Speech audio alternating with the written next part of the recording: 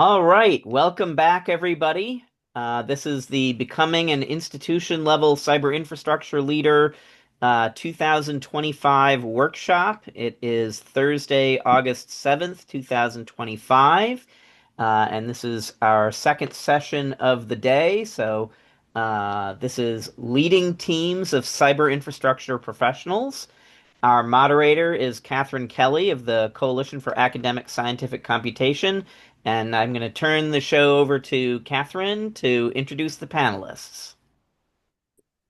Thanks, Henry. And I wanted to uh, start out by indicating that, today's conversation had focused on a topic that's both nuanced and essential, what it takes to lead high-performing interdisciplinary teams of cyber infrastructure professionals. Whether you're in higher ed, government, or industry, successful CI leadership requires far more than technical skills. It demands strategic collaboration, adaptive thinking, and an understanding of how to align individuals toward common research goals, what I call cat herding.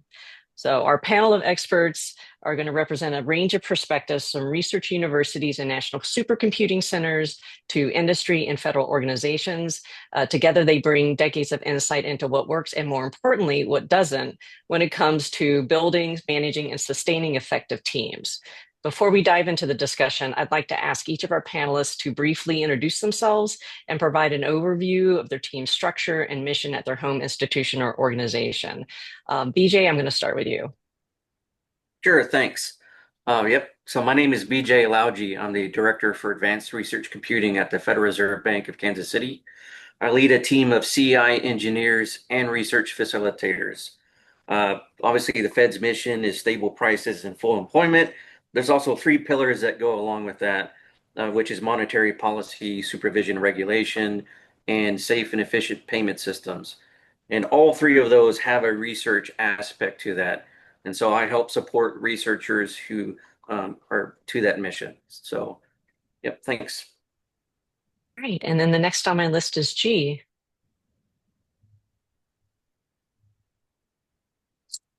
Muted. I'm Gautam. I go by G, and I serve as the Director of Research Computing at Michigan Tech. Since centralizing IT and deciding to support research endeavors at about 15 years ago until about 3 months ago, we have been a one-person operation end to end, specifically for HPC and in general for all of research computing. And in that role, I've kind of helped and still do develop designated students from individual research groups across campus into professionals to work with me, and then kind of distribute or disseminate that information at a group level. So that way they're the localized experts and not everything has to depend on me. And catching instances before they become an issue, like for example, meeting faculty members or potential hires during their interviews, explaining what we can and can't do at Michigan Tech. And if they choose to come, providing them a detailed onboarding process for faculty and the hands-on graduate courses in computing for students, and working on their advisory committees. Those things have been working well for us. And we recently hired a support staff, and my plan that's been working so far is giving them sufficient responsibility as well as authority to make their own mistakes and be their assistant as they implement the solution process. And so, yeah, looking forward to learning and sharing more. Thank you. David? Good afternoon. I'm David Slyman. I'm the Chief Information Officer at the University of Southern Mississippi. As CI and IT goes, we're a very centralized university. So the main campus is in Hattiesburg, and we have multiple teaching and research sites along the Mississippi Gulf Coast. And we have about a staff of about 80. The team that I run is broken up into 5 different groups. You have the enterprise technology planning, which is responsible for planning and delivery of strategic projects, and the finance administration group, which supervises activities performed in financial planning, procurement, billing, and all the accounting functions that we may run into. The biggest part is the operations and infrastructure team, which is responsible for the data center and all the university local wide area networks, the telephone system, and they manage the ERP, which is PeopleSoft in our instance here, all the database websites, portals, and a bunch of other applications, and including research support. And we have the Chief Information Security Officers team, which of course is responsible for all the security at the university. And then another big part of the staff is the support group, which handles the help desk, desktop technicians, the software support, all the computer labs, classroom support, audio, video, and equipment services personnel. Glad to be here. Okay, thanks. And next I have Jim. Hi, Jim Bottom is my name. I'm actually retired. It's got me listed as Omnibon. I'm a partner in the company. Boyd Wilson, he runs the company. I've had a number of different jobs over the years. The first we didn't call it cyber infrastructure back then, but I started out at NSF. And we were kind of a pickup team. I wasn't leading it, but I was part of a team that was a task force that actually formed the program that became what you all call Office of Cyber Infrastructure today. Back then, it was Office of Advanced Scientific Computing. I saw life from the federal side. Then I went out to NCSA, spent 15 years there, worked in various different jobs. The first formal job that my boss gave me was user services. And I ended up as executive director after Larry left. I switched careers then and went to Purdue. I was their first CIO. And I was brought there specifically to partner with faculty and to kind of build their next generation of research infrastructure. They felt like at the time they had kind of stalled out. And after that, I went to Dan Stanzione's alma mater, Clemson University. So I had two university experiences, federal experience and the National Center experience. One of the questions says, any relevant insight how your team support institutional CI goals? Different from the university to the National Center perspective, and I'm sure Dan would appreciate this, but at NCSA, we had to balance that. We were being invested initially mostly by NSF and the state and universities. So it was a balancing act. Then once you get to the university level, it's a different thing there. And I was fortunate enough at both universities to what I was doing was a priority. So it was kind of easy in that regard. Thank you. And last but not least, Dan. Thanks very much, Catherine, and thanks everybody. I'm Dan Stanzione, and as Jim noted, I'm from Clemson, but I'm wearing the wrong orange today because I'm currently at the University of Texas at Austin, where I lead the Texas Advanced Computing Center. And unlike some of the panelists, I've spent my career trying not to be a CIO, but we'll see if I can continue to succeed in that role. So, but yeah, TAC, as we like to call it, is strictly a research computing organization. We are primarily supported by the National Science Foundation, though we do get some support from UT for local research computing, or the UT Austin Research Computing Group and the UT System Research Computing Group, although many of the other campuses have their own groups as well. But although we receive support from 7 different federal agencies over about 60 different contracts at any given time, NSF is by far the largest, including the leadership facility project at NSF, Leadership Computing Facility, which is our biggest project that involves partners from many of the other centers as well. So, so my on-site team, or my reporting directly into TAC team, not counting all the grants where we cross over to other institutions, is about 200 people at the moment. So in about a dozen different groups, I have about a dozen direct reports that come to me.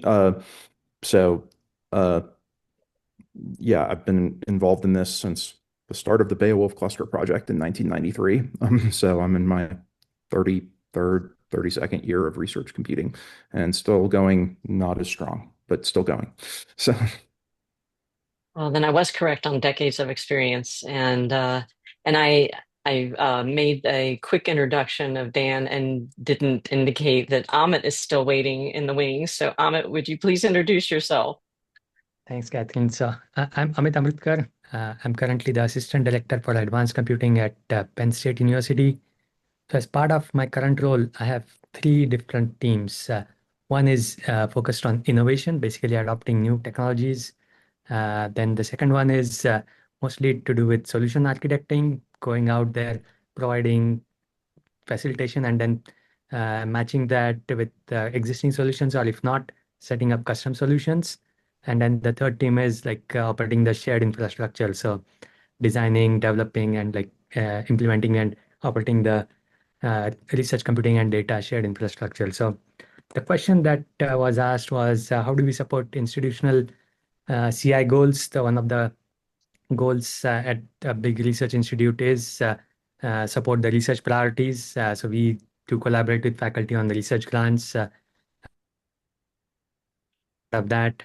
And then every academic institute is supposed to be a workforce development and training institute. So we have dedicated onboarding for faculty, staff, students. We have projects with students that we have as part of the uh, team, and then like we support also in doing metrics like demand impact reporting, so ROI calculations showing impact on research. Then there's big contribution to often neglected part is the policy and governance support. We heavily collaborate with the legal team, the IT teams, to develop like all the data classification framework that kind of aligns with federal mandates and so on. So that's how we try to support the institutional CI goals. All right, thank you, Amit. So have a set of questions. I'm going to start with BJ. Can you share your experiences in building teams for CI projects? Sure. This is probably unique in that I started at the Federal Reserve Bank of Kansas City about 11 years ago. And when I started here, nobody knew what cyber infrastructure was. In fact, they didn't really have a team that was dedicated to building research instruments and certainly not research facilitation. So it took me kind of what I would call the long ground game in order to build up support at the higher level for the bank president and on down to really create kind of a new group that was centered around that. And I would say about 6 years ago, I started floating the idea of actually starting a research facilitation team to support researchers from not only the Federal Reserve Bank of Kansas City, but all 12 feds, board of governors, and co-authors from academic institutions. So it really took kind of quite a while and lots of um, showcasing of what other institutions are doing and how beneficial it is to really get the team going, especially when it comes to research facilitation. And that really only happened 2 years ago.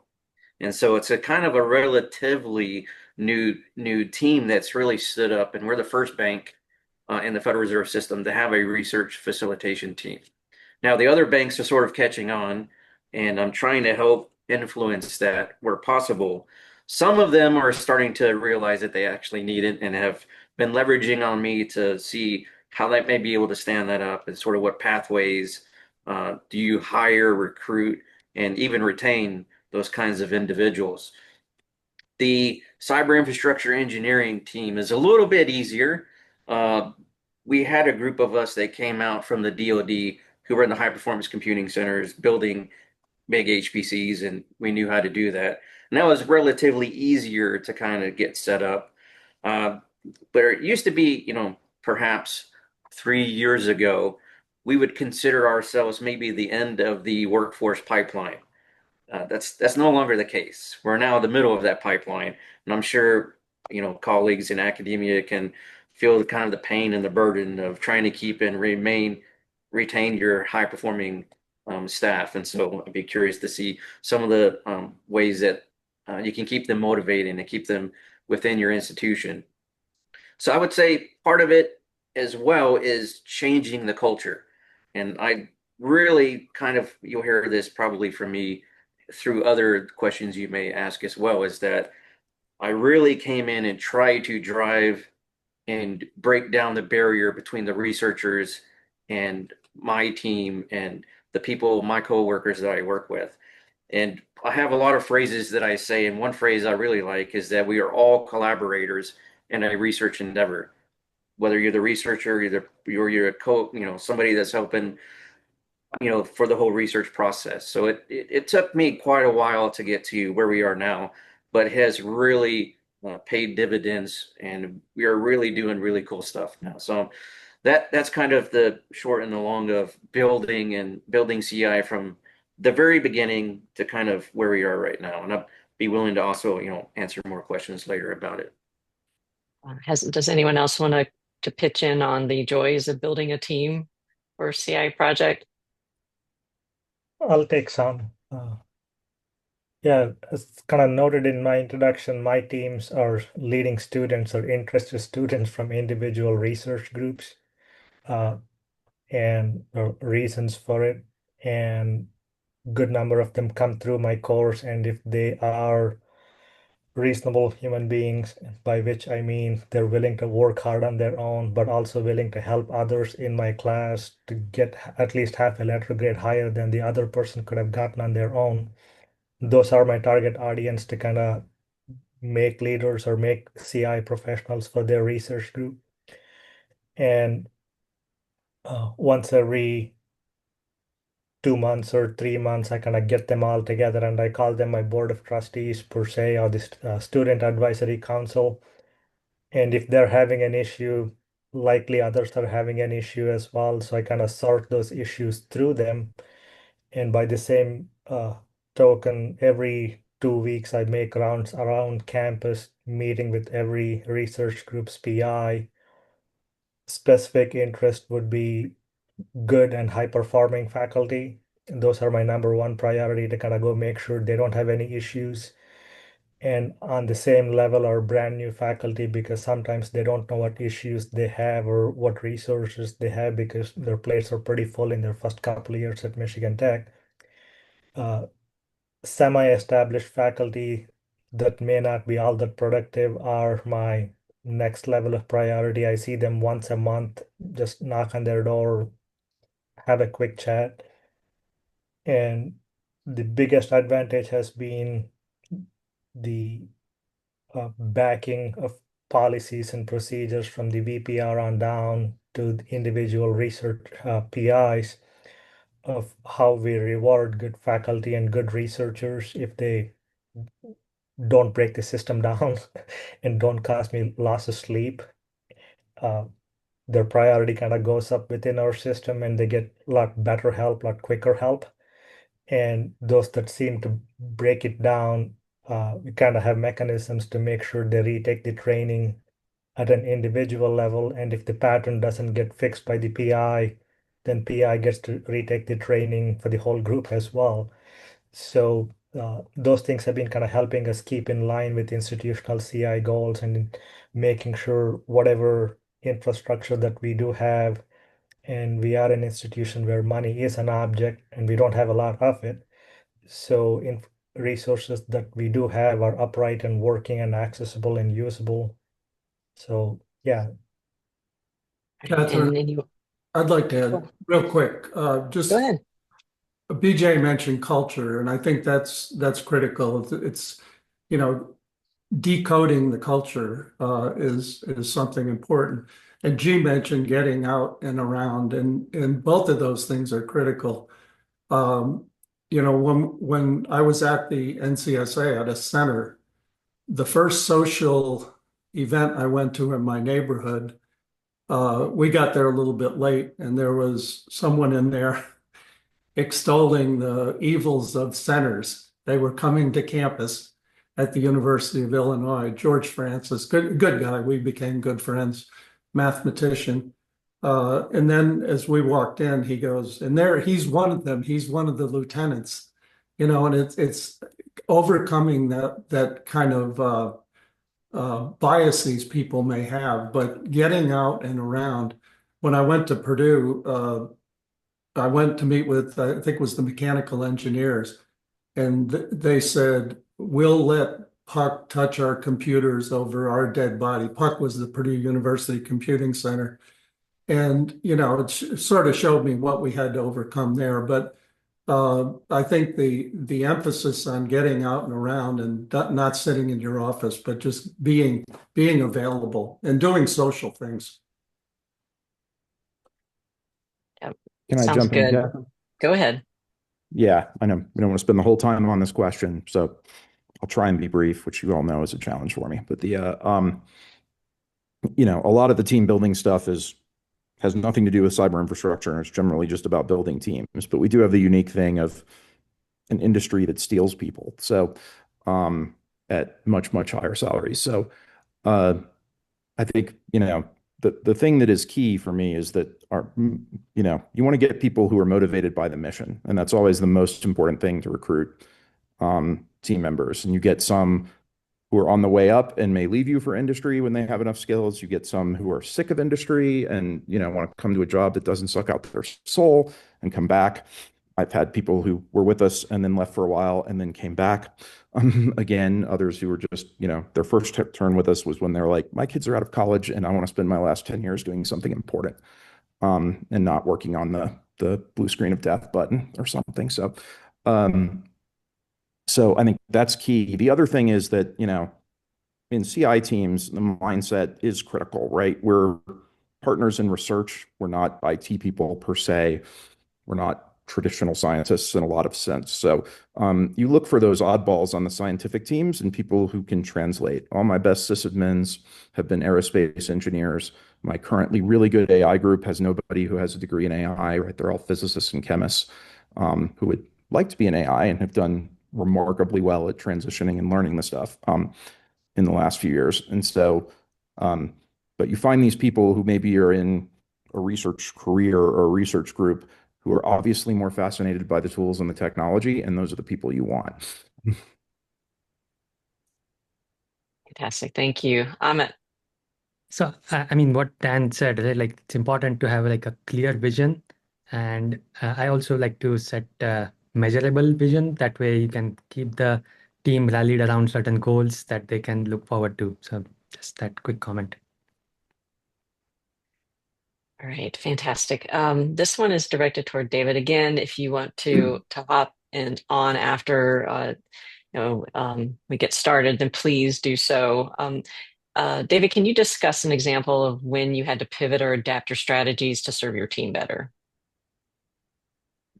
Yeah, sort of dovetails on the last question, or actually what Dan was saying too, was I had a PI one time that uh, wanted to purchase an HPC, and we had a few already in the data center, and we met with the dean and the PI and the VPR, and we discussed, well, can you get something that will be compatible with what we have so we can make it bigger and stronger? And they, yeah, I think we can do that. I'll go check it out.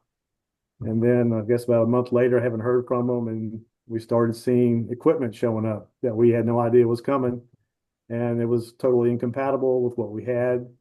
And so we had to pivot. And after talking to the data center folks, and they had everything set up to where they could put things in close proximity to what we had, and this other was just out of reach. And so we had to pivot there and change things up. And of course, 2 years later, the PI left and left us with a bunch of iron that we had to take care of.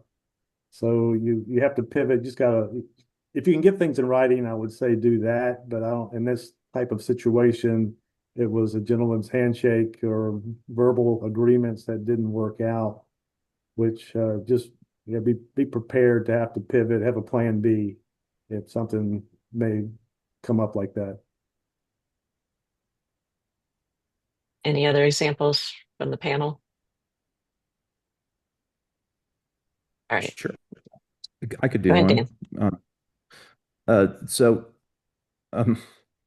yeah, there's many examples. For those of you who are aspiring leaders, you're going to discover that everything hard you did seems easy in hindsight and obvious, and that you should have made that decision years before, because, and then you have trouble explaining why you never thought that way. And there've been so many, and I think this past, I don't know, what is it, August? 8 months has been a particularly good example of people learning how to pivot around as, say, I don't know, funding agencies' priorities change, um, and how to recast your work you're doing in light of those priorities. But I can remember a project going back, now before I even got to SAC 18, 19 years ago. And, each scientific community has its own culture. I'm sitting at a geodynamics meeting that I'm skipping out on lunch for this right now. So, um, and they have their way of working and their way of talking to people. There are a lot in common across communities, but they're all different. And so it was in a bioinformatics project, and being a substantially younger at the time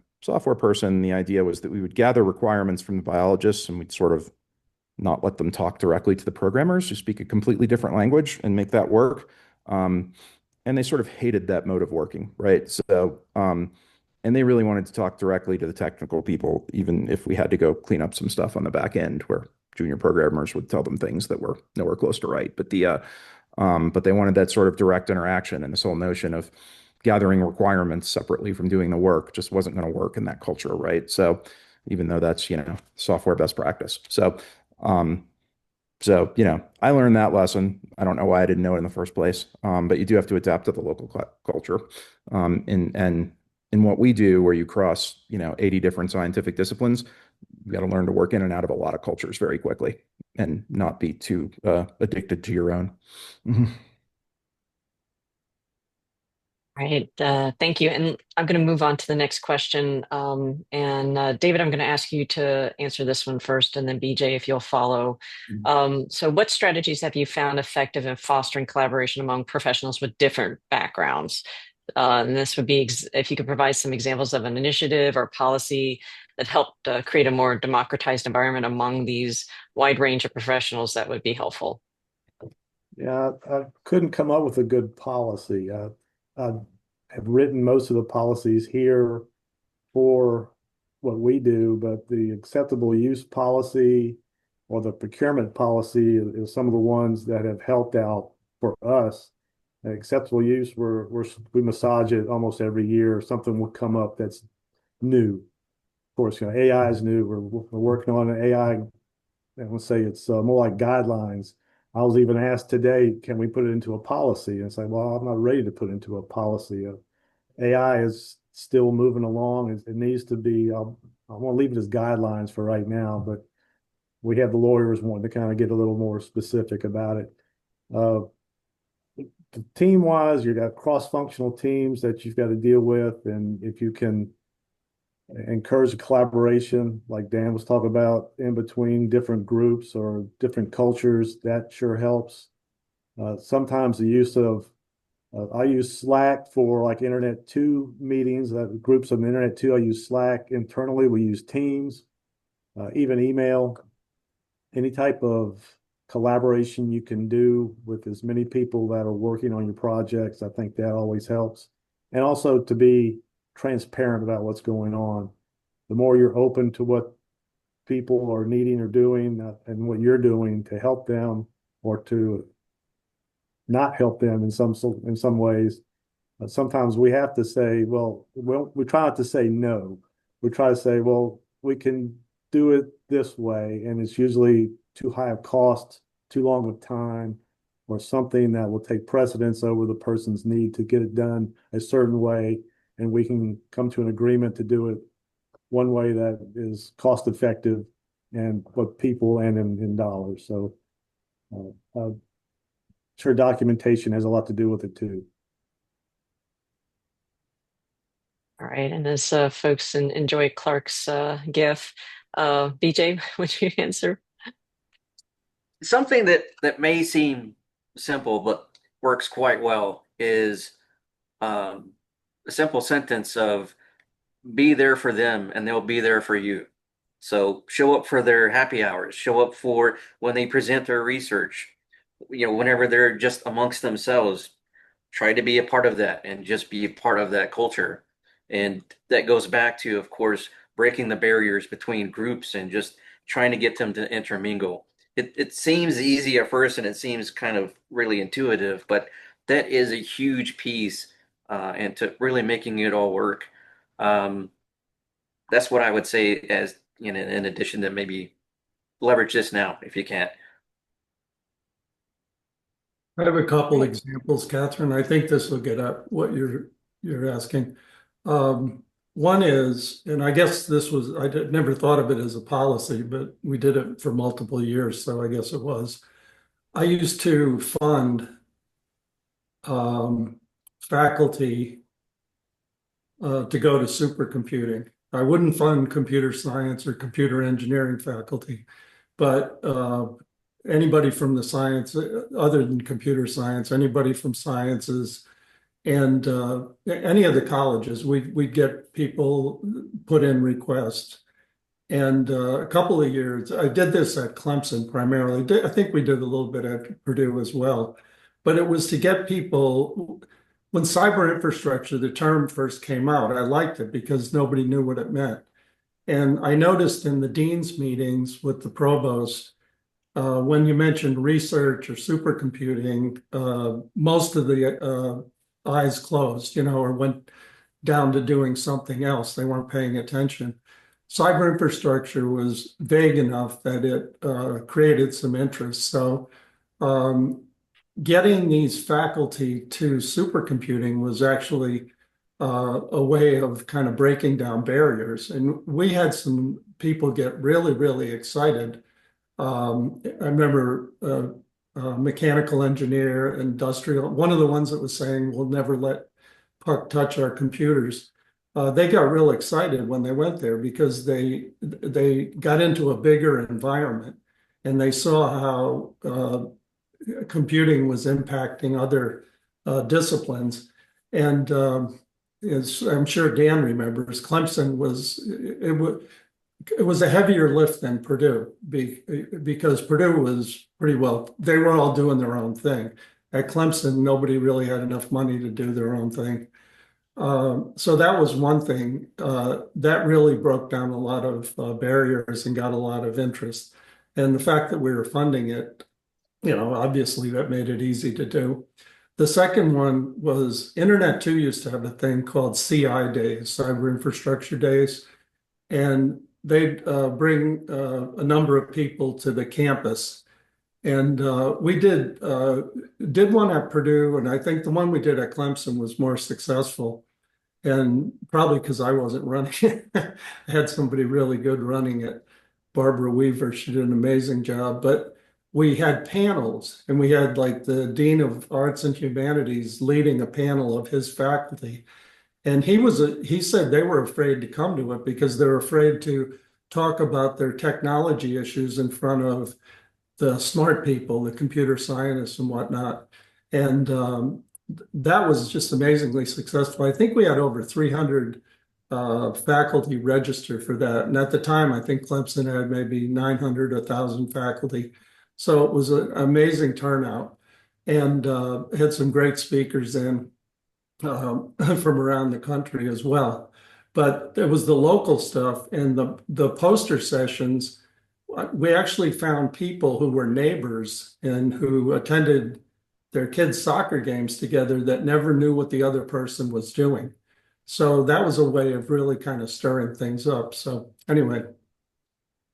And we did the same thing at the Ohio Supercomputer when I was there. We keep Supercomputer Center. We had travel grants for faculty to come to the conference. So maybe that's where I got the idea. probably not. Yeah. So I'm going to move on. And actually, Jim, I'm going to ask you to answer this question as well to start the group. So how do you sustain collaboration and maintain the momentum of teams beyond the life cycle of specific CI projects? Are there strategies for keeping, those interdisciplinary teams engaged and productive over time? Yeah, I think somebody said it already. I mean, if there's some kind of vision or direction there, commonality of goals, funding helps. If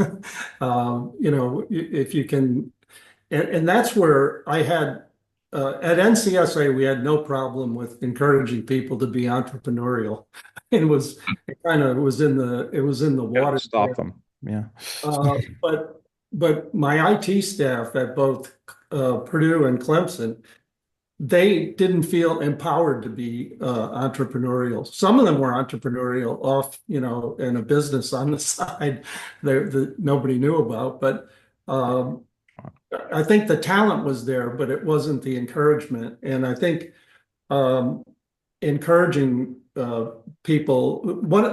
I think one of the most useful things we did at Purdue was we got a group to meet regularly when solicitations were coming out, or just to get together to discuss opportunities and kind of get a persistent dialogue going that would uh, kind of bring out the more entrepreneurial people and getting the staff to participate in that as well. And that was hard with the IT staff, but if you invest the time and effort, I think it's definitely worth it. The one thing you have to worry about, and I'm sure everybody here knows this if you're on a campus, is I remember one of my neighbors in West Lafayette came over.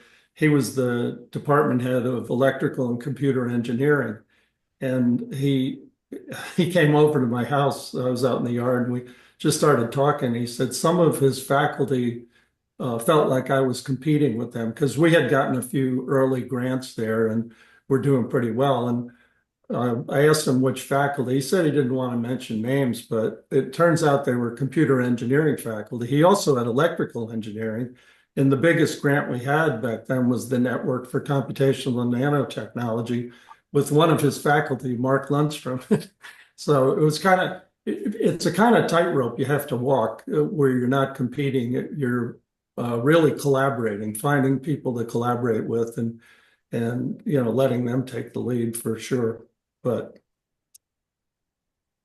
And I don't want to put you on the spot, but I think that you might have something to say here in terms of keeping the momentum after a specific CI project and keeping those teams engaged. Yeah, so as part of that engagement, right, like we have gotten into the habit of creating like local communities of practice. So we have like a community of practice around infrastructure. We have a community of practice around cybersecurity and so on. So with the idea that we meet on a regular basis and discuss what's currently happening in the field, and people bring in their ideas around that. So that continues the dialogue, continues the collaboration going. Can I add one thing? Or, Go ahead. of course, it's not one thing, but yeah.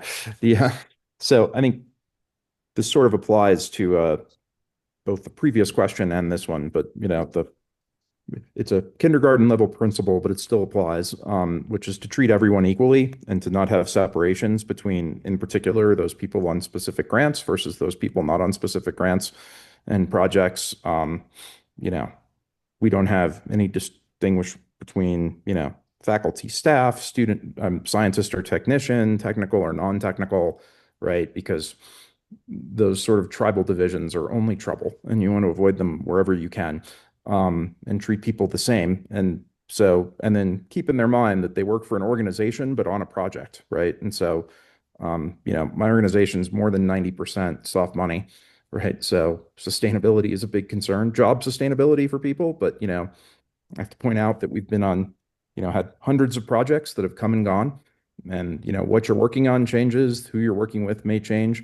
But we've grown from, 13 people to 200 in the last 24 years, and the change has all been in one direction. So, because new projects occur, and I mean, there are people I'm pulling off a project now that didn't survive some of the funding cuts, but reassigning them to other projects. And so, you work, to use a historical project, right? You work for TAC, but you're on TerraGrid, at the moment, and you're part of that team and you're working on it, but that project will go away and something may replace it. Something might be similar, something might be totally different. Your employment isn't tied to the grant. And yeah, I mean, our total employment is tied to total grants, but just because the project you were on went away doesn't mean I'm going to get rid of you. And so, one, just treating all your staff regardless of, not creating castes or hierarchies, and particularly, and because many of these people are still around, I'm not going to trash specific projects, but I've seen centers where There's this clear cast system if you're on a particular project versus you're not. And, what I always tell our team is, the success of these projects is because of all of us, the support staff, and to enable it, travel, everything else. We have different rules for if you're state supported on travel versus on a federal grant, there's different reimbursement rates for international travel. And I said, we're just not doing that, right? Everybody's going to get the same rate, right? Regardless of who you are and what project you work on. So you really got to work hard to keep that true. And as we've gotten bigger, I see it between my own groups and fighting tooth and nail with to not have them develop separate cultures. One mission, many projects. I don't know if anybody said. On our coastal campus, we had for a couple of years or a few years in a row, we had it was sort of like a speed dating type event where a researcher would come and they'd give a elevator speech about what they were doing to a room full of all the other researchers. So it kind of came out, well, I'm doing this research, and then somebody else would say, oh, well, I want to help out on that. So they would get together after the event, and it ended up with quite a few collaborations between different researchers that, like James said, didn't know what the other ones were doing, and whammo, it happened, and they kept doing it for a couple of years, and I don't think they've done it this year yet, but it was fairly successful. Right, G. Following up on both Dave and Dan, Michigan Tech does something very similar, not speed dating, but we call it research networking.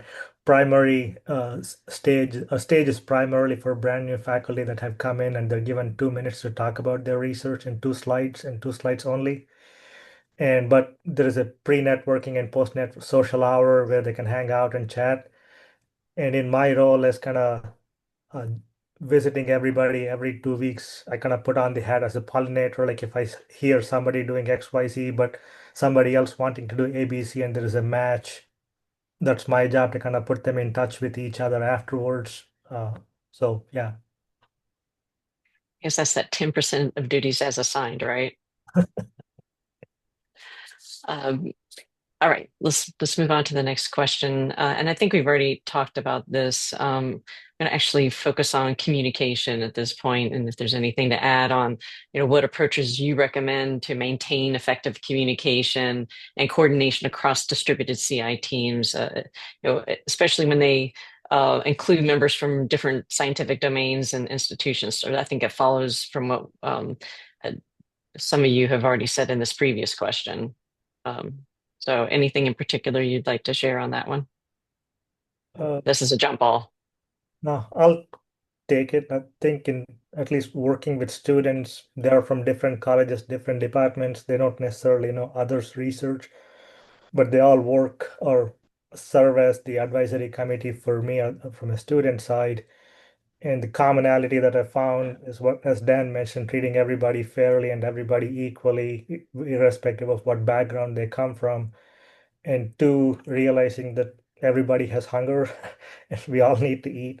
So to kind of have those meetings around a beverage or a lunch or some kind of meal, but do it twice a year, at least once, kind of invite their partners to come along and kind of be part of the social discussion as to see what they're doing, and partner of one person gets to know the partner of the other person. So there's a little bit of building of the community beyond community within Michigan Tech that helps too. And every once in a while, end of each semester, kind of have their advisors come in as well to these type of meetings. So that way their advisors get to know if there is any hidden leadership potential that the students are not either showing or the advisors are not observing as part of day-to-day operations. They get a better and a little more complete picture of their students. Yeah, talking over food definitely brings up little more honesty, and they're a little unhinged in giving me honest feedback, good, bad, or otherwise. Oh, one last thing, and when I do implement those solutions, they are given full credit, and the entire campus community knows where the idea came from. So that kind of helps maintain interest in the next set of students to be part of this user advisory council. That's great. I can add a little bit to that. So my team is pretty distributed around the country, and some work fully remote. But one thing that we do is quarterly, we have something called the Line and Connect, where we all get together and kind of celebrate and at least acknowledge the small wins or priorities or objectives that we've done throughout the quarter. And at least twice a year, we'll fly them in and we'll meet all in person to have that personal touch and get together. And that's really important to kind of make sure that that happens. And of course, with me, if you know me at all, a lot of the things that happens outside of the business hours with the happy hours and just the drop the things that happen at work and just be very communicative with each other. And I think that's very important. So that's what I would add to that. What about the flip side when conflicts arise? I mean, how do you resolve those conflicts to maintain that to definitely maintain the cohesion, the productivity? Things can go askance and awry sometimes. So, um, any examples or tips on that end of the scale? I'll give my Gene? 2 cents quickly. I try to avoid, or I encourage them to avoid email communication when there is a conflict. It loses complete tone. Just get them together, buy them both coffee, buy them both lunch, have them kind of be upfront and kind of voice their opinion or observations, and kind of give them both parties enough leadership and enough authority and enough responsibility to kind of work it out. And if it doesn't resolve at that point, then yeah, maybe we go one level higher to the person that signs their check. But 8 out of 10 times, I haven't had to go beyond that level. G, do you start out talking to them individually and Yeah, then get together? Yeah, yeah, just just get start their with them. opinions. Yeah, get their sides of the story first and then put them in front of each other and just mediate. And I won't open my mouth when they're talking to each other Yeah, unless there is crossing of the professional lines. gotcha. So there's different type of conflicts in when it comes to CI professionals, right? Like we have conflict just because of terminologies. Like some people just call something one thing and then other community calls it some completely different. So understanding those conflicts also is something important. So the CI facilitators on the team generally are, I believe Henry has a special uh, slide deck on that as well.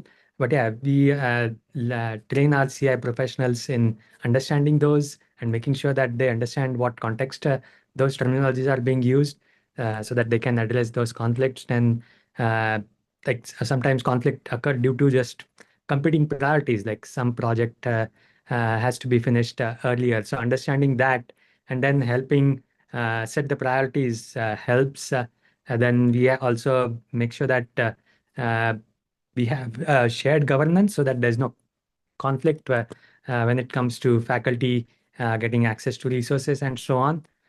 So that's yeah, a few things from my side.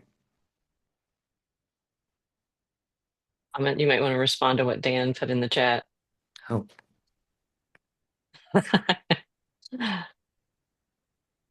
Just saying artifact is the classic term there, where I eventually discovered Yeah. that everybody building software thinks of software artifacts as a positive, and like everybody doing genomics thinks it's an error introduced by the instrument.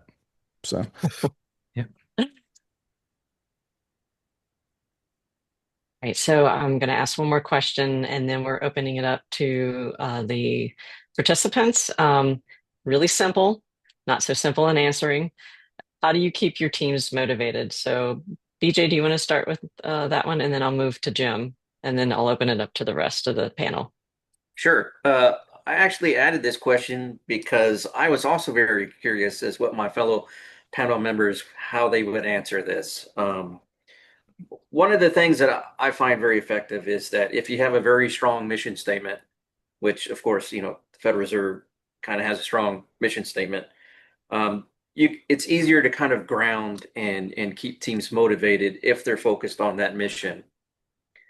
And in addition, if you're able to kind of shield them from the political higher ups of what's going on and just kind of keep them focused on their task and their jobs. Also be transparent we're all in kind of challenging times. They see what's happening. So as much as transparency as that you can do, kind of shield them and break down barriers so that they can be successful. I believe that's very important, and tying that all into the mission. And that's how I found success with keeping them pretty motivated.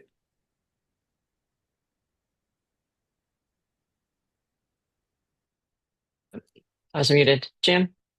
Catherine, when I've got the lawn people right outside my window. Can't hear them though. When he just left. He's coming. He might come back. What was the question again? I'm sorry. That's all right. It's how to keep your teams motivated. Oh, I think some of the things we've already heard, a lot interaction, human interaction, not email and chat and all the other stuff, but keeping them in touch with each other. Um, One thing, and this was more for, I think, the last question. I'm sorry about that, but they were at high pitch right outside the window. Then I was wondering if anybody uses professional development for staff too. We found this group, and I'm blanking on their name right now for some reason. Maybe it's age, but they were actually wonderful. And I noticed that the staff started learning and doing things that you didn't sort of have to intervene in, conflicts and stuff like that. They were learning a lot out of this program that they were taking these things on themselves. But I think motivation is keeping, they always say that, the hardest thing you do in management is translating vision into activity at the local level. And people forget, especially the longer you've been in a place, that people kind of forget what they were excited about to begin with, and kind of figuring out ways to refresh that, do a refresh on what we're here for. And there's different ways to do that. Uh, I've seen retreats work effectively. Uh, the professional development, though, and gosh, I can't remember the name of that group, but they're out of the Boston area. It was started by a guy at MIT a long time ago, but they were absolutely wonderful. I started using them at Purdue or at Clemson when I was getting ready to step down, and we were looking at succession planning and that sort of thing. So anyway. So I'll add an example to that. So one of the ways I am motivating the team is by having what I call faculty spotlight. So what we do is we invite a faculty member who has used the research computing infrastructure in their research, and then they talk about how they have used that research, like how they have used the resources, and what the science impact is. So this kind of gets a direct interaction from the researcher that, yeah, your support on this infrastructure has helped me discover this new astrophysical phenomena. So that kind of helps motivate the team in looking at that impact directly. And also it gives an opportunity to interact with the end user as well, like directly. So that kind of something that we do that on a regular basis to keep people motivated. Reggie. Kind of piggybacking on Jim and BJ and Amit, uh, keeping vision and mission statements as simple as possible and making them a queue as opposed to a long worded statement is, I found it to be very helpful. And originally, when we were building our HPC infrastructure ground up, our motto became the greatest good for the greatest number for the longest possible time. And that came from Ken Burns and the national parks and the U.S. Forest Service between the John Muir and the Gifford Pinchot fight in the early 1900s. And so far, we've only had to use greatest good for the greatest number, and everybody understands they are 1 over n within the system. As long as they act as 1 over n, they're likely to get n equals 1 treatment from our end within the scope of limited resources. And uh, using mission statements as cues is something that I've again learned from my experience on the endurance sport side of things. When somebody is at the last couple miles of whatever distance they're running and their form is fading, you give them all the training, they're not going to listen, but pump your arms or drive your knee, just that is enough to kind of wake up the whole thing and make them do what they're supposed to do. That kind of goes back to Jim's statement, like reminding them why they got excited in the first place, giving them cues as opposed to complete history of, hey, you used to be good, you're bad now, or you're not as enthusiastic now. That doesn't necessarily work, at least in our case. So small cue like statements seem to be working okay so far. Catherine, one thing I think if you ask the staff, what did I ever do at Clemson that motivated them? I got our football coach to come and talk to them. And it was the year before I stepped down. And he had not yet won a national championship, but it was pretty clear they were on their way. And I just sent him a note and I said, uh, we're paying for professional development. And I realized that, we've got a world-class motivator and manager and leader right here on campus. Would you be willing to talk to our leadership group? So he invited us over after the season, and I think it was 40 or 50 people. I forget how many. But it was a good sized group, and we went into the football meeting room, and here's these people sitting in these chairs built for 300 pounders. And he talked for 2 hours. And one of the athletic department guys told me before it, he said, they'll be ready to run through walls after this.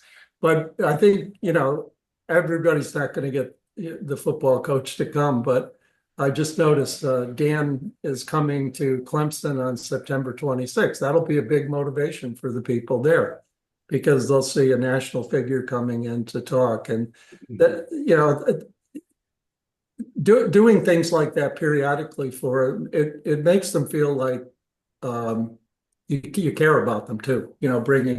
Bringing in speakers and that sort of thing. So does this mean that we can get Dan to come to all of the centers? I think I'm a pretty big step down from the football coach. So, if you have low standards, I suppose I could do it. All right. Anything else on this question before I open it up? And because we're already getting a number of questions in the chat, so I want to turn our attention to those. So, G, I think this one is yours to begin with. So it's how do you handle turnover in your teams as students or others graduate or move on to other positions? How do you maintain consistent forward progress? Uh, So far, it hasn't been an issue, and I hope it continues. The influx of good and kind students that want to help somebody else keeps on happening. And again, it's a culture. I think the respective PIs kind of help set the tone within their group, and they have enough tangible evidence of such behavior leading to the individual productivity increase as well as overall research productivity and them getting good, reliable jobs beyond graduation. So far, beyond the first 5 years, I haven't had to go make a pitch for somebody else, somebody new to be on my advisory council and wanting to be professionalized in their help and learning and such. Uh, Hopefully, that doesn't become a problem. So, an advantage of relying on students is we are an academic institution, students keep coming in. It's my job to find good ones, and advisors are helping. Right. Anyone else want to contribute to that one?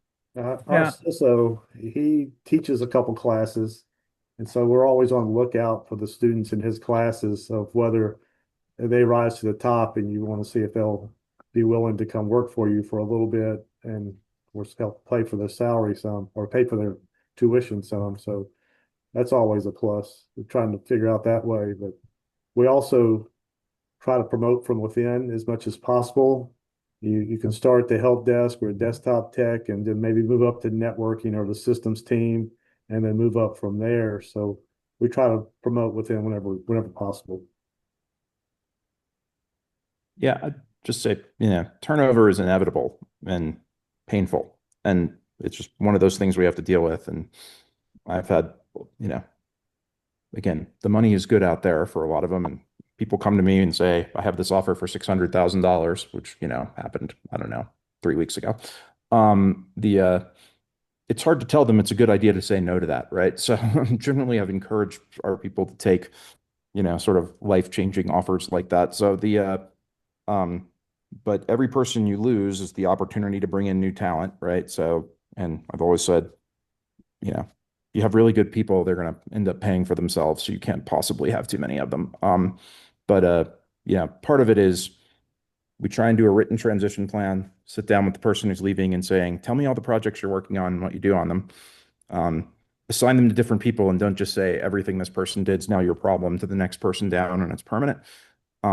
We try and spread it around depending on what the responsibilities are, and then talk about what we're going to take off those people's plates. And, when we eventually do a backfill hire, what that person will get and bring up, because people are not interchangeable, right? You can't just lose somebody really good and then hire somebody who can do exactly their job with exactly those responsibilities. So having a sort of written plan, an agreement with their manager on, what's transitioning to whom and what's transitioning from those people to other people, so no one feels like they're just getting constantly dumped on as people leave, I think is really important. And like adding to that, like if you have students who are transitioning, right? Like students generally are not into habit of documentation. So as Dan mentioned, like getting them into that habit of putting things down on uh, writing, that's a good tool to make sure that there's continuity. If you think that's just students, you're doing really well. I don't think anybody's good at documentation, especially I me. mean, the turnover is much higher with students than staff. Yeah, part of the Uh, flow is I get they had to fill out a 3-question thing every week. Like, what did I do this week? What am I going to do next week? What's keeping me from doing what I should be doing? So that way I kind of know what the projects they're working on, resources they need, and should they leave, kind of just compile their work into a mini document and kind of then, like Dan said, have them sit down and fill up the gaps and train the next person as much as possible before they actually move out. all right, I'm going to back up on the chat and ask, this is related to professional development, I think, but I think some have already addressed this in terms of travel grants. Jim, you talked about this. So, I think the question is, if a CIT member asked to attend a community conference like SC or PERC, the standard answer from a CI team leader is it depends. It depends on budget, depends on, the funding. So do you all have any different answers to that question? Alternate answer. I can go. Yeah, I kind of put it in there, but Okay. it's one of the things that I could offer in order to keep and maintain staff is that I'm going to guarantee every year that we're going to have training and travel budget for you to keep your skills up to date or learn something that's going to be beneficial for us. And that's kind of one thing that we really try to prioritize. So at the beginning of the year, all right, who wants to go to what conference? And we will list it out and we'll make sure that that works. Sometimes if we have the money, we'll allow for 2 conferences or training, but at least we'll try to have at least one that they can go to. And I think, if you're in the middle of that pipeline, that's another tool that you can leverage to try to keep in and retain staff. So hope it helps. Right. I think a number of you have already answered that. So, I'm going to go and I think we already had an answer to this one as well, but I will ask it.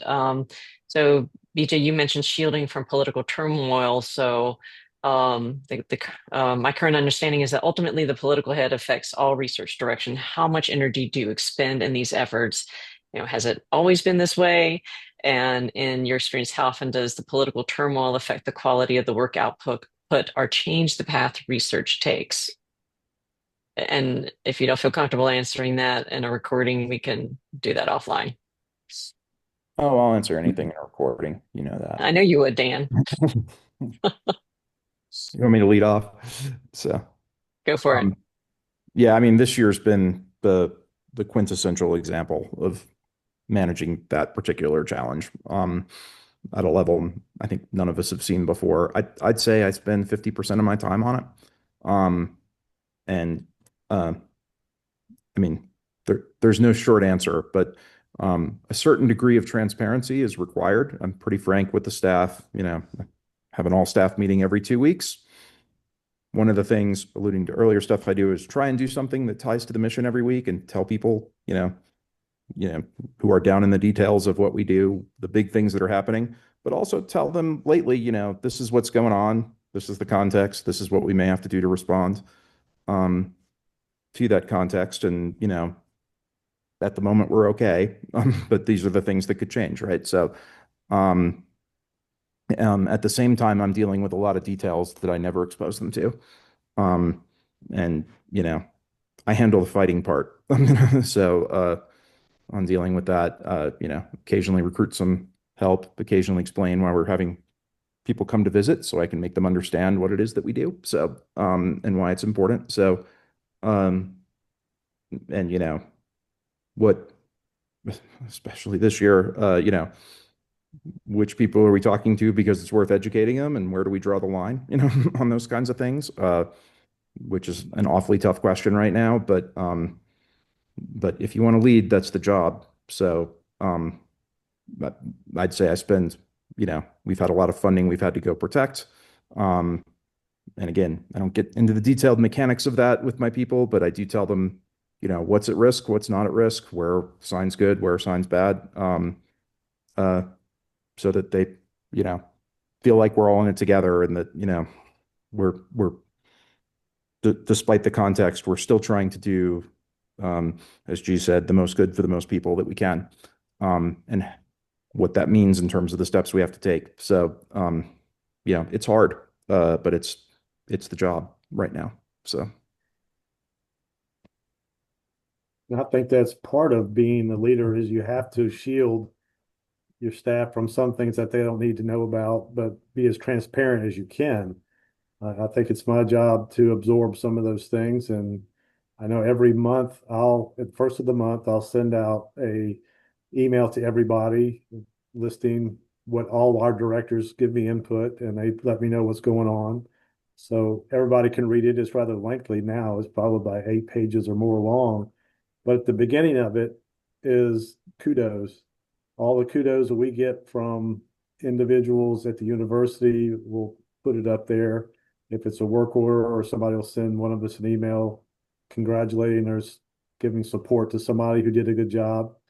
I got one today from a gentleman who lost a bunch of files he had scanned in last year for his class and he couldn't find them.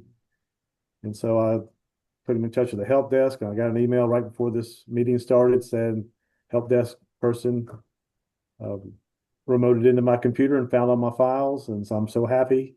So those kind of things I'll put in the front of the monthly leadership minutes that I put out, and everybody knows what's going on as much as possible. But for the political part, it really I don't have near as the issues that Dan has. At probably 10%, not 50%, but yeah.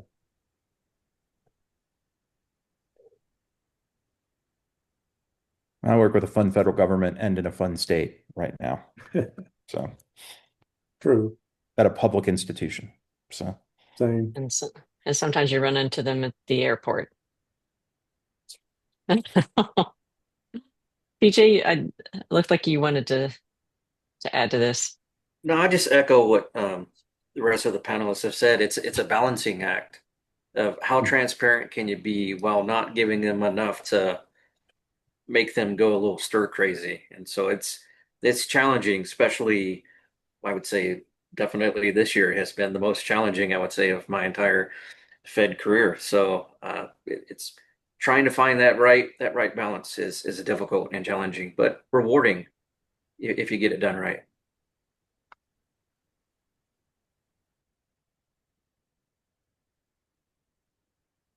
Right. Any other questions from the panel? Well, actually, anything you want to answer that you didn't complete, or anything from the those who are participating today? So what I gathered is that there's the importance aspects of being a good leader and directing teams of CI professionals is transparency, making sure they have professional development support, culture building, mission reinforcement, and a really good sized food and beverage budget. Food always It helps. comes out of my pocket, but it's totally worthwhile. All right, anything to add as we wrap up? All right. Thanks, Henry, I Henry, for think, putting all this together. Yeah. yeah, Thank you all. thanks to all of you, and thank you, Henry. I think we're ready to go and move on to the next one. Yep. Thanks. All Thank right. you, everyone. Yeah, thank you, panel. And let's give our panel a big round of applause. I see there's some applause icons already. Oh, wow. All right. That went really well.